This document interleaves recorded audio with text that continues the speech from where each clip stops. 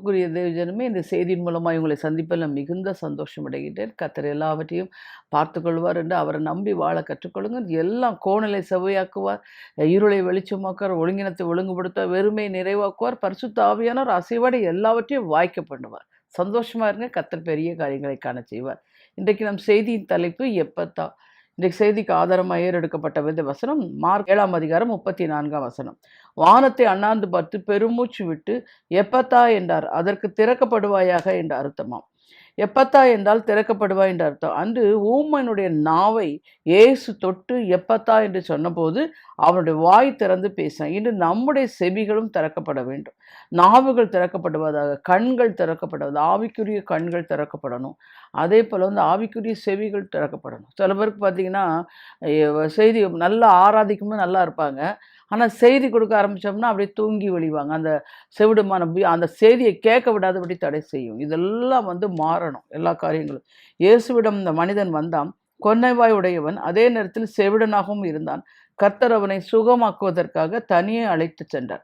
கர்த்தர் தனிப்பட்ட முறையில் நம்ம ஒவ்வொருடைய ஆண்டவராக இருக்கிறார். உலகத்தில் கோடி மக்கள் இருந்தாலும் உங்கள் தனிப்பட்ட பிரச்சனையை அறிகிறவர், உங்களை தனியே அழைத்து செல்கிறவர். கிறிஸ்துவோடு தனித்திருக்கிற நேரம் செலவிடுங்கள். அது உங்கள் அற்புதங்களின் நேரம். இயேசு அவனுடைய காதுகளில் தன் விரல்களை வைத்தார், வானத்தை அண்ணாந்து பார்த்தார், பெருமூச்சு விட்டார், எப்பத்தா என்றார். கர்த்தர் நம் கண்களை தொட்டு எப்பத்தா என்று சொல்லட்டும். அப்பொழுது கிறிஸ்துவை கண்கொள்கிற காண்போம், முகமுகமாய் தரிசிப்போம். ஆவிக்குரிய கண்கள் திறக்கப்பட்டு பரலோக தரிசனங்களை காண்போம், நித்தியத்தை அறிவோம்.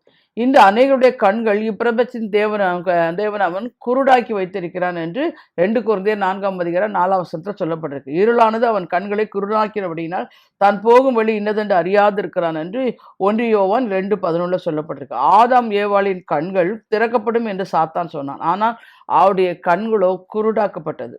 அவர்களால் தேவனை காண முடியவில்லை. பயந்து விருட்சங்களுக்கு பின்னால் ஒளிந்து கொண்டார்கள். இன்றைக்கு குடனான கண்களை பார்த்து இயேசு எப்பத்தா என்று சொல்கிறார். இமயமலை எல்லா விதத்திலும் பாருங்க, இருளில் நீங்கள் அகப்படாதபடிக்கு ஒளி உங்களோடு இருக்கையில் நடவுங்கள். இருளில் நடக்கிறவன் தான் போகிற இடம் இன்னதென்று அறியாது இருக்கிறான் என்று யோவான் 12ஆம் அதிகாரம் 35 வசனத்தை சொல்றாரு. எல்லா விதத்திலும் கர்த்தர் கூட இருக்கிறார். ஆனால் உங்கள் விசுவாச கண்கள் திறக்கப்படட்டும், சொப்பனங்களையும் தரிசனங்களையும் காணும்படி ஆவிக்குரிய கண்கள் திறக்கப்படட்டும், மறைவான ரகசியங்களை அறிந்து கொள்ளும்படி மனதின் கண்கள் திறக்கப்படட்டும். எப்போ உமது வேதத்தில் அதிசயங்களை நான் பார்க்கும்படி என் கண்களை திறந்துடும். சங்கீதம் 119:18. நீங்கள் கூட இன்றைக்கு அநேகர் பைபிள் வாசிக்கும்போது சொல்லுவாங்க, எங்களுக்கு அந்த இதெல்லாம் ஒன்றுமே புரிய மாட்டேங்குது, முத்திரிக்கப்பட்ட எழுத்து போல காணப்படுத்துவாங்க. இல்லைங்க, இந்த வசனத்தை சொல்லுங்க. வேதத்தில் அதிசயங்களை நான் பார்க்கும்படி என் கண்களை வேதம் வாசிக்கிறதுக்கு முன்னாடி நீங்கள் இதை சொல்லிட்டு அதை பைபிளை திறந்து வாசிக்க ஆரம்பிங்க. உங்களுக்கு ஆவியானவர் கூட இருந்து உங்களுக்கு எல்லாம் கற்றுக் கொடுப்பார். எங்களுக்கெல்லாம் எப்படி கற்றுக் கொடுத்தாரு? நாங்கள்லாம் ஊழியப்பாதில் எனக்கு ஊழியத்துக்கு வரும்போது டு Z ஒன்றுமே தெரியாது. ஆண்டவர்கிட்ட நான் சொன்னேன், எனக்கு ஒன்றுமே தெரியாது ஏசப்பா, நீங்கள் என்ன போய் ஊழியத்துக்கு அழைச்சிட்டு இருக்கிறீங்க, எனக்கு ஒன்றுமே தெரியாது அப்படின்னு.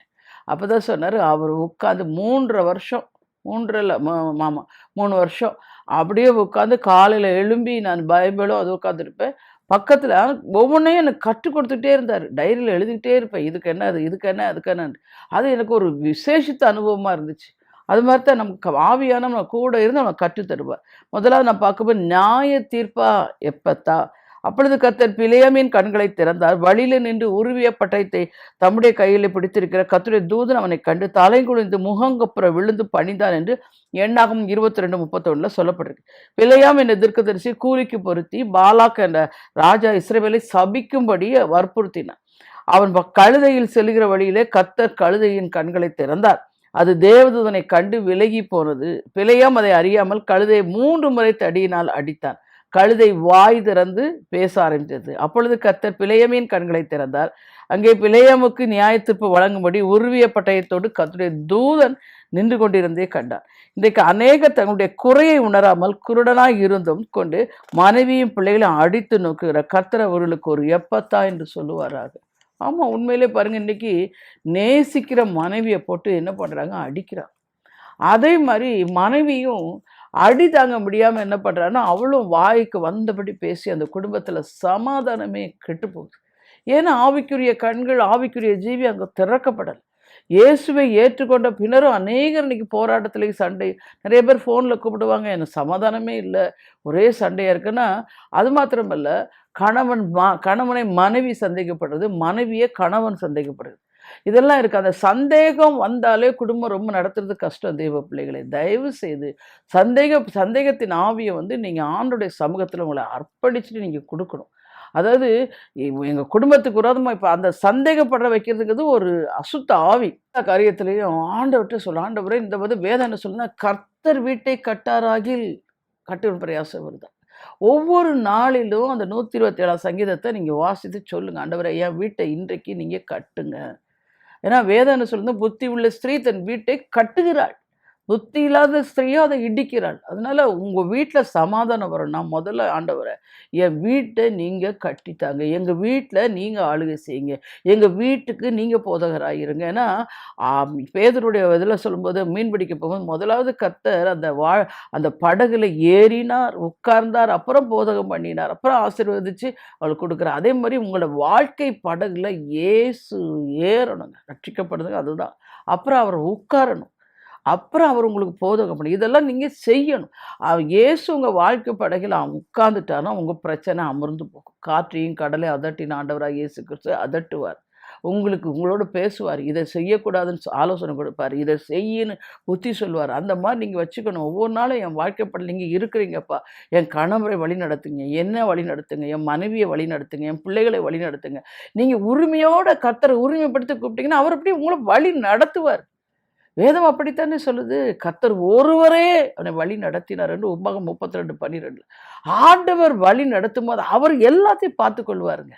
நீங்கள் பயப்படவே வேண்டாம்.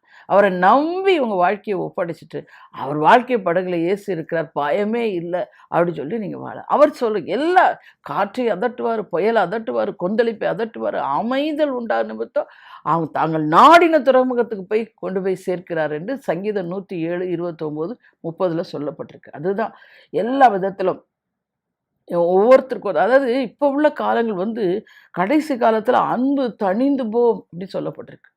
கணவன் மனைவி நேசிக்காம போராட்டம்.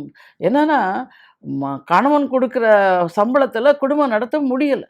உடனே மனைவி என்ன சொல்ல, நானும் போய் சம்பாதிக்கிறேன், நானும் போகிறேன், இந்த நான் இவ்வளோ சம்பாதிக்கிறேன், இவ்வளோ. இதுதான் அங்கே போராட்டம். நிறைய பேர் ஃபோன் பண்ணும்போது என்ன சொல்கிறாங்கன்னா, என் சம்பளத்தை அவர் கேட்குறார் சிஸ்டர் அப்படின்னு மனைவி சொல்லுவாங்க. புருஷன் என்ன சொல்லுவாருன்னா, என் சம்பளத்துக்கு அவள் கணக்கு கேட்குறா சிஸ்டர். இல்லை, வேதம் என்ன சொல்லுது, தகப்பனையும் தாயை விட்டு மனைவியோடு இசைந்து இருப்பார். 2 பேரும் இணைஞ்சிங்க. இப்போ வண்டி ஓடுதுன்னா 2 சக்கரமும் இணைஞ்சி, அது ஒரு பக்கம் போனோம்னா வேஸ்டாக போயிடும். இணைஞ்சு வாழணும். ஏன்னா உங்களை நம்பி கர்த்தர் உங்கள் பிள்ளைகளை கொடுத்து அவன் ஒருவனாக இருக்கையில் அவனை அழைத்து அவனை ஆசீர்வதித்து அவனை பெருக செய்கிறார். அதைத்தான் நீங்கள் செய்யணும். எல்லா விதத்திலும் எப்போ பாரு உங்கள் வீட்டில் சண்டை நடந்துக்கிட்டே இருந்துச்சுன்னா பிள்ளைகளுடைய ஞானம், அறிவு, புத்தியெல்லாம் சரியாக ஸ்டெபிலேஷன் இருக்காது. ஒரே குழப்பமாக இருக்கும், அதுங்களால படிக்க முடியாது. எல்லாரும் நல்லா படிக்கிறாங்க, என்னால் படிக்க முடியல. அன்றைக்கி ஒரு குழந்தைய கூட்டிகிட்டு வந்திருந்தாங்க. அப்போ கேட்டு, ஏம்மா அவனால் படிக்க முடியல, ஏன் நீ ஸ்கூலுக்கு போக மாட்டேங்கிற அப்படின்னு சொன்னால், அந்த பொண்ணு சொல்லுது, எங்கள் வீட்டில் எப்பவும் சண்டை, எங்கள் அப்பா எங்கள் அம்மாவை அடிக்கிறாரு, எங்கள் அம்மாவும் எங்களை விட்டுட்டு போயிடுவேன், எங்கேயாவது போயிடுவேன், எங்களை பயமுறுத்துறாங்க. அதனால் ஸ்கூலில் வந்தால் அம்மா வீட்டில் இருப்பாங்களா, எங்கேயாவது போயிடுவாங்களா, அந்த நினைவு தான் எனக்கு இருக்குதுமா ஆண்டி அப்படிங்குது. அந்த குழந்தை, சின்ன குழந்தை. நான் என்ன சொல்கிறேன், பிஞ்சு குழந்தை. அவருடைய இருதயத்தில் வந்து அப்பாவை குறித்து ஒரு படம், அம்மாவை குறித்து ஒரு படம். அதுக்கு எப்படி இருக்கணும், அப்பா வந்து நேசிக்கிற அப்பா, நமக்காக உழைக்கிறாரு, அம்மா வந்து நல்லா பார்த்துக்கிறாங்க, அப்பா அம்மா இணைஞ்சு சமாதானமாக சந்தோஷத்தோடு வாழ்கிறாங்க. அந்த பிள்ளைகள் பார்த்திங்கன்னா அந்த பிள்ளைகளுக்கு நல்லா படிக்கிற கிருபை, படிப்பு, புத்தி, ஞானம்லாம் சரியாக அவங்களுக்கு செயல்படும். அதை தெரிந்து கொள்ளுங்க. சண்டை போடாதீங்க. எல்லா விதத்திலும் எதிர்ப்புகள் மத்தியிலும் வாழக்கூடாது. அவன்கிட்ட ஒரு நாள் சொல்ல, என் குடும்பத்தை நீங்கள் நடத்துங்க, காலை ஜெபம் வைங்க, இரவு ஜெபம் வைங்க. அதே மாதிரி கணவர் வேலைக்கு போன பிறகு இந்த டிவியை பார்த்துட்டு, சீரியலை பார்த்துட்டு, சினிமா பார்த்துட்டு சிரிச்சுக்கிட்டு இருக்கிறதெல்லாம் விட்டுட்டு, நீங்கள் பிள்ளைகள் ஸ்கூலுக்கு எல்லாம் பிள்ளைகளை ஸ்கூலுக்கு இப்போ காலையில் எழும்ப தலையில் கை வச்சு ஒரு தாய்த்தை ஜெபிக்கணும். ஜெபிச்சு போகும்போது நல்லா ஜெபிச்சு அனுப்புங்க. அந்த பிள்ளைக்கு வந்து நல்ல ஞானம் புத்தி கொடுங்க, டீச்சர்ஸ் கண்ணில் தயவு கிடைக்கட்டும்னு சொல்லி லூக்கா 2:52 சொல்லி ஜெபம் பண்ணிட்டு அனுப்புங்க. அதே மாதிரி போனதுக்கப்புறம் எல்லா வேலையும் வேக வேகமாக முடிச்சுட்டு நல்லா உட்காந்து ஆண்டவரோடு இடைப்படுங்க. கணவனை குறித்து சொல்லுங்கள், பிள்ளைகளை குறித்து சொல்லுங்கள், அவருக்கு பலன் கொடுங்கப்பா, ஞானம் கொடுங்கப்பா, அதிகாரி கண்ணில் தயவு கிடைக்கட்டும்ப்பா, பிள்ளைகளுக்கு அப்படி எல்லாத்தையும் சொல்லி சொல்லி சொல்லி ஆண்டவரோடு இணைந்து நீங்கள் இங்கே ஜெபிச்சுட்டு இருக்கும்போது உங்கள் குடும்பம் சமாதானமாய் கட்டப்படும். அதுதான் எல்லா காரியங்களிலும் தேவனுடைய ஊழியர் வந்து ரட்சிப்பையும் தேவனுடைய ராஜ்யத்தை குறித்து பேசுன்னு எல்லா சில வீட்டில் போய் பார்த்திங்கன்னா போய் ஆலோசனைக்கு நம்மளை வந்து எங்கள் வீட்டில் வந்து ஒரு சின்ன ஜெபம் பண்ணிட்டு போங்க அப்படின்வாங்க. அங்கே போய் ஜெபிக்க போயிருக்கும்போதே அங்கே உள்ள கிரிகள் எல்லாம் உள்ளே நான் போகும்போதே எனக்கு இந்த ஆவியை பகுத்தறிகிற வரம் இருக்கிறதுனால அங்கே வந்து ஸ்மெல் வரும். எப்படிப்பட்ட இருள் அங்கே இருக்குது, எப்படி இங்கே பிசாசு போராடுறான், எப்படி இவங்க அதை மேற்கொள்ள முடியாமல் தவிக்கிறாங்க எல்லாம் காட்டுவார். அப்போ அவங்களுக்கு ஒரே ஒரு ஆலோசனை சொல்லுவேன், நீங்கள் முதலாவது உங்கள் 2 பேரையும் நான் நான் நான் சம்பாதிக்கிறேன், நான் அவளை செய்கிறேன், இதெல்லாம் விட்டுருங்க. சம்பாதிக்க பலனை கொடுத்த கர்த்தாவே உமக்கு ஸ்தோத்திரம்னு உங்களை முதல்ல ஆண்டவருக்குள்ள உங்களை தாழ்த்துங்க. தாழ்மை உள்ளோர்கிட்ட கிருபை கொடுப்பாரு அப்படின்னு சொல்லி அவங்களுக்கு ஆலோசனை கொடுத்து பிள்ளைகள்கிட்டையும் பேசி ஜெபிச்சுட்டு வருவேன். எதுக்கு சொல்கிறேன்னா, கர்த்தர் தாங்க உங்கள் வீட்டை கட்டணும். உங்கள் பணம் உங்களை கட்டக்கூடாது, உங்கள் வேலை உங்கள் குடும்பத்தை கட்டக்கூடாது, பணம் உங்களை வழி நடத்தக்கூடாது, உங்களுடைய அந்தஸ்து ஆசி நான் என் அப்படியாக்க என் செல்வாக்கு இப்படி இதெல்லாம் உதறிட்டு ஆண்டவர் என் வீட்டை நடத்தணும்னு சொல்லி அவர்கிட்ட ஒப்பு கொடுங்க. உங்கள் குடும்பமே நல்லா மாறிப்போங்க. பாருங்கள், இங்கே பிலேயாம் கண்களை கர்த்தர் திறந்தபோது அவன் தன்னை தாழ்த்தி கர்த்தருக்கு ஒப்பு கொடுத்தான். கண்கள் திறக்கப்பட்டவன் விளம்புகிறதா என்று சொல்லி அருமையான தீர்க்க தரிசன வசனங்களை எழுதின என்று எண்ணாகமம் 24:2-4 சொல்லப்பட்டிருக்குது. என் கண்களை திறந்தோம்னு ஜெபியுங்கள், அப்பொழுது உருவிய பட்டயத்தோடு நிற்கிற தேவ தூதனை அல்ல, கல்வாரி சிலுவையில் உங்களுக்காக ரத்தம் சிந்தி உங்களை நேசிக்கிற கிறிஸ்துவை காண்பீர்கள். 2வது பார்க்கும்போது தேவையா எப்பத்தா தேவன் ஆகாருடைய கண்களை திறந்தார் என்று ஆதியாகமம் 21:19 பார்க்குறோம். ஆபிரகாமின் மறுமணமாட்டியாகிய ஆகார் வீட்டை விட்டு தள்ளப்பட்டது போது அவளுக்கு கிடைத்ததெல்லாம் கொஞ்சம் அப்பமும் ஒரு துருத்தி தண்ணீர்ந்தோம். தண்ணீர் சீக்கிரமாய் செலவழிந்து போயிற்று, பிள்ளை தாகத்தால் தவித்தது, ஆகார் சத்தமிட்டு அழுதாள். கர்த்தர் ஒரு அற்பத்தை செய்து அவளுடைய கண்களை அது ஒரு எப்பத்தா. பாருங்க, அவள் அழுகிறா, அவள் பக்கத்தில் தான் அது வந்து அந்த துறவு இருக்குது, ஆனால் அவளுக்கு தெரியல. ஆனால் கர்த்தர் அவருடைய கண்களை திறந்த பிறகு பார்த்திங்கன்னா அந்த துறவுடைய கண்களை அவர் திறக்கப்பட்டு பிள்ளையின் தாகத்தை தீர்த்தார் என்று வேதத்தில் சொல்லப்படுறது. கர்த்தருடைய பிரசன்னம் நம் அருகில் தான் இருக்கிறது, அவருடைய ஒத்தாசையும் அற்புதமும் அருகில் தான் இருக்கிறது. நம்முடைய கண்களுக்கோ அது தெரியவில்லை. எதிர்காலம் எப்படியோ, பிள்ளைகள் நிலைமை எப்படியோ என்று கலங்கி போய்விடுகிறீர்கள். பெலிஸ்தரின் மடங்கடித்து வந்த சிம்சோன் தாகத்தால் தவித்தார். வேதம் சொல்கிற தேவன் லேயில் உள்ள பள்ளத்தாக்கை பிளக்க பண்ணினார், அதிலிருந்து தண்ணீர் ஓடி வந்தது, அவன் குடித்த போது அவன் உயிர் திரும்ப வந்தது, அவன் பிழைத்தான் என்று நியாயாதிபதிகள் 15:19 சொல்றான். எல்லாத்துலேயும் பாருங்க, நீதிமொழிகள் 31:25 சொல்லுது, குணசாலியான ஸ்திரீ வருங்காலத்தை பற்றி மகிழ்கிறாள். முதல்ல வருங்காலத்தை பற்றி பயப்படுறத நீங்கள் நிறுத்தணும். ஏன்னா நம்முடைய காலங்கள் கர்த்தருடைய கரத்தில் இருக்கு. அவர் தான் நம்மளை சிருஷ்டித்தார், அவர் தான் நம்மளை அழைத்தார், அவர் தான் நம்மை தெரிந்து கொண்டார், அவர் தான் நமக்காக ரத்தம் சிந்தினார். அதனால்தான் வேதம் சொல்லுது, ஆபேலின் ரத்தம் பேசினதை விட இயேசு கிறிஸ்துவின் ரத்தம் நன்மையானதை பேசும். ஒரு நாளும் முறுமுறுப்பை எடுத்து போட்டுருங்க. எனக்கு ஆண்டவர் வசனமெல்லாம் கொடுத்தாரு, ஆனால் ஒன்றும் நடக்கலை. ஏன் நடக்கலை? நீ விசுவாசிக்கல, நடக்கலை. நீ விசுவாசித்தால் தேவனுடைய மகிமையை காண்பாயின்னு சொல்றார். நீ விசுவாசிக்கணும். அது என்ன? ஏன் கஷ்டம்? விசுவாசம்னா என்ன? நம்பப்படின் உறுதியும் காணப்படாத நிச்சயம். ஆண்டவரை முழுமையாக நம்பிக்கணும், அவர் கொடுத்த வாக்கு தத்தத்தை பிடிச்சுக்கொள்ளணும், கர்த்தர் நிச்சயமாய் நிறைவேற்றுவார் என்று அந்த வசனத்து மேலே நீங்கள் சாய்ந்து கொள்ளணும். ஆனால் அவர் பொய் சொல்ல மனுஷன் இல்லைங்க.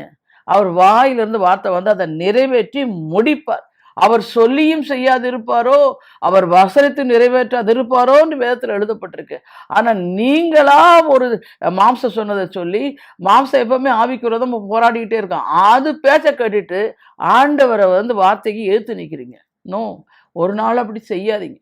அவருடைய வார்த்தைக்கு வல்லம் உண்டு, ஜீவன் உண்டு, ஆவி உண்டு. அது உங்களுடைய வாழ்க்கையில கிரியை செய்யும். கர்த்தரின் செயல் இதுவே அப்படின்னு அவர் நிரூபித்து காட்டிடுவார், அற்புதம் செஞ்சு. அதான் நீங்க செய்யணும். ஆபிரகாம் தன் மகனை மோரியா மலைக்கு அழைத்து சென்ற போது கர்த்தர் மகனுக்கு பதிலாக அங்கே ஒரு ஆட்டுக்குட்டியை கட்டளையிட்டார். அதுவரையிலும் அங்குதான் நின்று கொண்டிருந்தது. ஆபிரகாம் அதை அறியவில்லை. ஆனால் கண்கள் திறக்கப்பட்டது, ஆட்டை கண்டார். தன் மகனுடைய ஸ்தானத்திலே அந்த ஆட்டை பலி செலுத்தினார் என்று பார்க்கிறோம். அவர் நமக்கு ஏகோவா ஈரே, இன்றைக்கு எப்பத்தா என்று நம்மை பார்த்து சொல்கிறார். உங்களுடைய பிரச்சனையை மாற்றும் துறவு உங்கள் அருகில் தான் இருக்கின்றது. உங்களுக்கு ஒத்தாசை செய்யும் பர்வதம் உங்கள் அருகில் தான் இருக்கிறது. உங்களுக்காக நின்று கொண்டிருக்கிற தேவ ஆட்டுக்குட்டி அருகில் தான் இருக்கிறது. ஆனால் உங்கள் கண்கள் திறக்கப்படட்டும். ஆகாரின் கண்களை திறந்தபோது ஆகார் கர்த்தருக்கு நீர் என்னை காண்கிற தேவன் என்று பெயரிட்டாள். முதலாவது ஆகார் தான் ஆண்டவருக்கு பெயரிட்டார். இன்றைக்கு என்ன சொல்றீங்க? பெண்கள் எழும்பலாமா, பெண்கள் எழும்பலாமான்னு கேட்குறீங்க. அப்படிதான் ஒரு ஊழிய எழும்பின புதுசில் ஒரு பாஸ்டர் ஓயாவது ஃபோன் பண்ணி எனக்கு பெண்கள் எழும்பலாமா, பெண்கள் தீர்க்க தரிசனம் உரைக்கலாமான்னு கேட்டுகிட்டே இருந்தார். ஒரு நாள் நான் அவர்கிட்ட கேட்டேன், நீங்கள் ஒழுங்காக எழும்பி இருந்தனா எங்களையா எழுப்புறாருன்னு கேட்டேன். ஏன்னா தொல்லை. ஆண்டவர் யாரை முன்குறிச்சாலும் எழுப்பார். ஏன்னா அவர் சொல்றாரு, யூதர் என்றும் இல்லை, கிரேக்கன் என்றும் இல்லை, ஆண் ஒன்றும் இல்லை, பெண் ஒன்றும் இல்லை, நமக்குள்ள கிரியை செய்கிற ஆவியானவர் தான். அவர் தானே எல்லாம் பண்றாரு. அதனால ஒரு நாளும் பெண்கள் எழும்ப அந்த கேள்வியெல்லாம் கேட்காதீங்க. பெண்கள் எழும்பணும், பெண்கள் எழும்பி தான் செய்யணும். அப்போதான் தெபோராள் யாரு? அவர் ஒரு நியாயாதிபதியா இருந்தா. அப்படி சொல்லுங்க, நினைச்சு பாருங்க. எஸ்தர் யாரு? பெண்ணு. ரூத் யாரு? பெண்ணு. கர்த்தர் அவங்களுக்கு கொண்டு எவ்வளோ பெரிய காரியங்களை செய்து ஆசீர்வாதத்தை நம்ம பைபிளில் பார்க்குறோம். அதுதான் நீங்கள் செய்யணும். அதே மாதிரி உங்களுக்காக திறக்கப்பட்ட ஒரு நீரூற்று உண்டு, அது இம்மானுவேலின் காயங்கள். சகரியா 13:1. உங்கள் அருகிலே ஒரு பெரிய நதி வருகிறது, உங்கள் ஆவிக்குரிய கண்கள் திறக்கப்பட்டு அதை பார்க்கட்டும். அது ஜீவ நதி, தேவனுடைய ஆட்டுக்குனர் இருக்கிற சிங்காசனத்திலிருந்து வருகிற பரிசுத்த ஆவியாகிய நதி. ஆவிக்குரிய கண்கள் திறக்கப்படும் போது அந்த நதியின் மூலமா உங்களுக்கு வருகிற வரங்களையும் வல்லமைகளையும் நீங்கள் காண்பீர்கள். அறிவை உணர்த்து வசனமும் ஞானத்தை போதிக்கும் வசனம் வெளிப்பாட்டு வரம் உங்களுக்கு கிடைக்கும் என்று 1 கொரிந்தியர் 12:8-10 சொல்றாரு. அந்த வரங்கள் நமக்கு ஆவிக்குரிய கண்கள் போல விளங்குகின்றன. ஒரு மனிதனுடைய பிரச்சனை என்ன, எதை மறைத்து வைக்கிறார் என்பதை எல்லாம் அறிந்து கொள்வீர்கள். அதாவது இப்போ தீர்க்க தரிசனம் வர இருக்கும்போது பார்த்தீங்கன்னா, அவங்க நம்மகிட்ட, நான் சில நேரத்தில் ஜெபிக்க வரும்போது அவங்ககிட்ட நாங்கள் ஜெபத்தை கேட்க மாட்டேன். நீங்கள் அமைதியாக இருங்கம்மா, ஆவியானவர் பேசட்டும் அப்படின்னு சொல்லி அவங்க தலையில் கை வச்ச உடனே அவங்க எல்லா அக்கு வேற ஆணி வேற பேசிடுவார். அதைத்தான் செய்யணும். சில நேரத்தில் எல்லாம் மறைச்சிக்கிட்டு மொட்டையாக சொல்லுவாங்க. அப்போ சில பிரச்சனைகள் ஒன்று சொல்லும்போது நான் சொன்னேன், அப்படியா இப்படியா நடந்துச்சு, இதோடைய மூலதனம் இது எங்கேயோ ஒரு மெயினாக மாட்டிகிட்டு இருக்குதுன்னு சொல்லுவேன். அப்போ தான் ஜெபிக்கும்போது ஆவியானவர் அதை வெளிப்படுத்திடுவார். அதனால் ஒரு நாளும் பரிசுத்த ஆவியானுடைய ஒத்தாசையை நாடி நாடி நாடி ஜெபம் பண்ணுங்க. ஏன்னா வேதம் அப்படித்தான் சொல்லுது. இயேசு கிறிஸ்துவின் கிருபையும் தேவனுடைய அன்பு பரிசுத்த ஆவியானவரின் ஐக்கியம் உங்கள் அனைவரோடு இருப்பதாக என்று ஜெபத்தில் கடைசியில் சொல்லுவோம். இந்த ஜெபம் ஊழியத்தில் முதல்ல சொல்லணும். இயேசு கிறிஸ்து நாமத்தில் சொல்கிறேன், சந்தோஷமாக இருங்க எல்லாவற்றையும் என்னை நோக்கி கூப்பிடு, நான் உனக்கு உத்தரவு கொடுத்து நீ அறியாத உனக்கு கேட்டாலும் பெரிய காரியங்களை உனக்கு அறிவிப்பேன் என்று எரேமியா 33 சொல்கிறாரு. 33:3 அவரே எப்பத்தா. இன்றைக்கு நீங்கள் உங்களுக்கு என்ன காரியத்தில் உங்களுக்கு திறக்கப்படணும்? அடைக்கப்பட்ட ஆசீர்வாதங்கள்லாம் இருக்குதா? எந்த பிரச்சனை, நான் எங்கே போனாலும் எனக்கு ஆசீர்வாதம் இல்லையே, 4 பக்கமும் எனக்கு அடைக்கப்பட்டிருக்கேன்னு புலம்புறீங்களா? ஆண்டவர் உங்களை பார்த்தா சொல்கிறார், எப்பத்தா என்று கூப்பிடு, திறக்கப்படுவாயாக. ஆவிக்குரிய கண்கள் திறக்கப்படட்டும், ஆவிக்குரிய ஜீவியம் திறக்கப்படட்டும். அதாவது அந்த ரட்சிப்பை நீங்கள் பெரிதாக நினைக்கலன்னா கண் சொர்க்கப்பட்ட குருடன் தான் அர்த்தம். சில பேர் பாருங்க, அபிஷேகம் பெற்ற புதுசில் நல்ல ஆவியில் நிரம்பி ஜெபம் பண்ணுவாங்க, எல்லாம் செய்வாங்க. அப்போ நாளாக நாளாக நாளாக நாளாக தேஞ்சு போயிடுவாங்க. இல்லை, ஆவிக்குரிய ஜீவி எப்படி தெரியுமாங்க, உலகத்தானுக்கு 58 வயசில் ரிட்டையர்டு. ஆனால் ஆவிக்குரிய ஜீவத்தில் பலனடைய பலனடைய பலனடைய பலனடைய தான் அந்த வரங்கள் வல்லமைகள் எல்லாம் பெருக பெருக பெருக செய்து கர்த்தர் ஆசீர்வதிப்பார். வல்லமை பெரிதாய் விளங்குவதாக என்று எழுதப்பட்டிருக்கு வேதத்தில். அதுதான் 3வது பார்க்கும்போது போராட்டங்களா எப்பத்தா. அப்பொழுது எலிசா விண்ணப்பம் பண்ணி, கர்த்தாவே இவன் பார்க்கும்படி இவன் கண்களை திறந்தருளும் என்றான். உடனே கர்த்தர் அந்த வேலைக்காரனுடைய கண்களை திறந்தார். இதோ எலிசாவை சுற்றிலும் அக்கினிமயமான குதிரைகளாலும் ரதங்களாலும் அந்த மலை நிறைந்திருப்பதை அவன் கண்டார். 2 ராஜாக்கள் 6:7. இவன் கண்கள் திறக்கப்படுறதுக்கு முன்னாடி, ஐயோ ஆண்டவனே நாங்கள் மடிந்து போகிறோமே, ஐயோ சுற்றி வந்துட்டாங்களேன்னு அலறான். ஆனால் எலிசா அமைதியாக இருக்கிறார். ஏன்னா அவருக்கு ஆவிக்குரிய கண் திறக்கப்பட்ட மனுஷன். அப்பதான் அவர் பார்த்து சொல்றாரு, இந்த வேலைக்காரனை பார்க்கும்படிக்கு அவன் கண்ணை திறந்துடணும். திறந்ததுக்கு அப்புறம் தான் சொல்லுது, அவரை சுற்றிலும் அக்கினி. நான் உங்களை பார்த்து சொல்றேன், உங்களை சுற்றிலும் எலிசாவை சுற்றிலும் அக்கினிமயமான குதிரைகளாலும் ரதங்களாலும் அந்த மலை நிறைந்து, உங்களை சுற்றிலும் அக்கினி ரதங்கள் குதிரைகள் எல்லாம் உங்களை சுற்றிலும் பாதுகாப்புக்கு வச்சுப்பட்டிருக்கு. நீங்க அறிக்கை பண்ணணும். எங்க வீட்டில் என் ஹஸ்பண்ட் இருக்கும்போது 3 நாய் வளர்த்தோம். அவர் இறந்து போனோன்னே என் பசங்க சொன்னாங்க, முன்னுக்கு பின்னுக்குலாம் பின்னாடி ஒரு நாய், முன்னாடி ஒரு நாய், பெரிய நல்லா காஸ்ட்லியாக வாங்கி போடணும். நான் அவனை பார்த்து சொன்னேன், இங்கே அது தேவையே இல்லை. ஏன்னா இது ஊழியக்கார வீடு. தூதர்கள் சூழ பாளையம் இறங்கி பார்க்குறாங்க. இதோ இஸ்ரவேலை காக்கிறவர் உறங்குவது. இந்த மாதிரி நீங்கள் வந்து ஆண்டோடைய நாமத்தில் உரிமை பாராட்டுங்க. அது எப்படி என்னை தொட முடியும்? என்னை தொடுகிறவன் அவருடைய கண்மணியை தொடுகிறானே. அப்படி நீங்க எப்பவும் விசுவாச வார்த்தையை பேச பேச பேச பிசாசுக்கு எதிர்த்து நில்லுங்கள், அவன் அப்பொழுது அவன் உங்களை விட்டு ஓடி போவான். வேதத்தில் எழுதப்பட்டிருக்கு. அந்த மாதிரி பேச கற்றுக்கொள்ளுங்க. இங்க பாருங்க, சீரியா ராஜாவின் படையை பார்த்தும் எலிசாவின் வேலைக்காரன் பயந்து நடுங்கினான். எலிசாவோ அவனுடைய கண்களை திறக்கும்படி விண்ணப்ப செய்தார். உலக மனுஷனுடைய கண்கள் அவனுடைய விரோதிகளையும் சத்துருக்களையும் காண்கிறது, பயம் கொள்கிறது. ஆனால் தேவனுடைய பிள்ளைகளோ பெண்களுடைய கண்களோ தங்களுக்கு ஒத்தாசையா இருக்கும் தேவதூதர்களையும் அக்கினி ரதங்களையும் குதிரைகளையும் காண்கிற தைரியம் அடைகிறது. மாம்ச கண்களில் கண்டவர்கள் சத்துருக்களை விசுவாசம் கண்டு பயப்படுவார்கள். நாமோ ஆவிக்குரிய கண்களை உடையவர்கள். நம்மோடு இருக்கிற அதிகமான பேர். இன்னொன்று சொல்றேன், அவங்களோடு இருக்கிறது மாம்ச புயம், நம்மோடு இருக்கிறது கர்த்தர் புயம். மாம்ச புயம் என்றால் என்ன அர்த்தம்னா ஆளுகை, மாம்ச ஆளுகை செய்து அவங்களோட இருக்கிற காட்டில் நம்மோடு இருக்காரு. நமக்கு ஆளுகை செய்யறது கர்த்தர் பயம், கர்த்தர் ஆளுகை செய்கிறாரு. அதெல்லாம் நீங்க பயப்படவே வேண்டாம், தைரியமா இருங்கள் என்று சொல்லப்பட்ட விதத்துல. அதுதான் பாருங்க, கர்த்தர் ஒரு நாள் யோசுவாவின் கண்களை திறந்த போது அங்கே சேனைகளின் அதிபதியாய் உருவிய பட்டயத்தோடு கர்த்தர் நின்று கொண்டிருக்கிறதை கண்டார். எரிகோவின் யுத்தத்திலே ஜெயம் பெற்றார். ஒவ்வொரு ஆராதனை நேரத்திலும் தேவ பிரசனத்தை பார்க்க உங்கள் கண்கள் திறக்கப்படட்டும். உங்களோடு இணைந்து ஆராதிக்க தேவதூதர் ஆயிரமா வருவதை உங்களுடைய கண்கள் காணட்டும். தெரிந்து கொள்ளுங்கள் தேவ பிள்ளைகளே, யாக்கோபு என்னும் சிறு பூச்சியே, இஸ்ரவேல் என்னும் சிறு கூட்டமே, பயப்படாதே, நான் உனக்கு துணை நிற்கிறேன் என்று கர்த்தரும் இஸ்ரவேலின் பரிசுத்தமா உன் மீட்பர் உரைக்கிற. ஏசாயா 41:14. அநேகர் என்கிட்ட கேட்பாங்க, நீ பெண்களா இருந்து இவ்வளவு தைரியமா ஊழியம் செய்றீங்களான்னு. அப்பதான் நான் சொல்லுவேன், நீதிமான் சிங்கத்தை போல் தைரியமா இருப்பான். தைரியமா இருக்கிறதுக்கு நீங்க என்ன செய்யணும்னா, எப்பவும் இரவும் பகலும் வேதத்தில் தியானமா இருக்கணும்.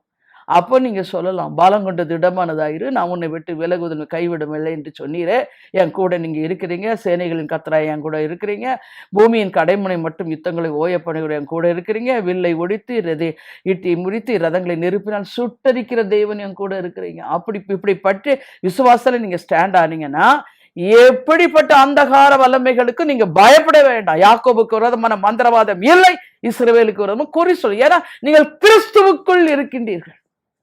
தெரிந்து கொள்ளுங்க, life in Christ. LIC policy வாங்குறீங்களா? ஆனா ஆவிக்குரிய ஜீவியத்துல கர்த்தர் உங்களுக்கு ஒரு பாலிசி கொடுத்திருக்காரு. என்ன பாலிசி? கிறிஸ்துவுக்குள் இருப்பதினால் புது சிருஷ்டி. பெற்றுக்கொள்ளுங்க. 4வது பார்க்கும்போது, துயரங்களா எப்பத்தா, அப்பொழுது அவருடைய கண்கள் திறக்கப்பட்டு அவரை அறிந்தார்கள் என்று லூக்கா 24:31. இயேசு சிலுவையில் அறையப்பட்ட பின்பு சீஷர்கள் 2 பேர் துக்கத்தோடு எருசலேம் வந்து எம்மாவுக்கு போனார்கள். இயேசு அவருடைய வந்தும் வேத வசனங்கள் விளக்கி காட்டியும் அவருடைய உள்ளம் கொழுந்து விட்டு இருந்து அவர் அறியவில்லை, அந்நியராகவே எண்ணினார்கள். 2 பேர் என் நாமத்தில் கூடி வந்தாலே அவர் மத்தியில் வருவேன் என்று சொன்ன ஆண்டவர்களோடு நடந்து சென்றார். பாருங்க, இதெல்லாம் எப்படி வேதத்துல கரெக்டா எழுதி. ஆனால் அவர்களோ அவரை அறியவில்லை. தெரிந்து கொள்ளுங்கள், மனிதனுக்கு தேவையான முக்கியமான ஒன்று உண்டென்றால் கிறிஸ்துவை அறிகிற அறிவுதான். அவரை அறிகிற அறிவின் மேன்மைக்காக எல்லாவற்றையும் நஷ்டம் என்று விட்டேன், குப்பையுமாக எண்ணுகிறேன் என்று அப்போஸ்தலர் பிலிப்பு 3:8-10 வரைக்கும் சொல்றார். கர்த்தரை தேடுங்கள், நிச்சயமாய் கண்டடைவீர்கள். அதிகாலையில் என்னை தேடுங்கள், என்னை கண்டடைவார் என்று காத்தல். நான் உங்களுக்கு ஒன்று சொல்றேன், அதிகாலை ஜெபம் வந்து ஒரு விசேஷித்த ஜெபங்க. அதிகாலையில கர்த்தரை தேடும்போது நிச்சயமா கண்டுபிடிப்பேன். வேதம் சொல்றது, முழு இருதயத்தோடு தேடினா அவர் உங்களுக்கு தென்படுவார்.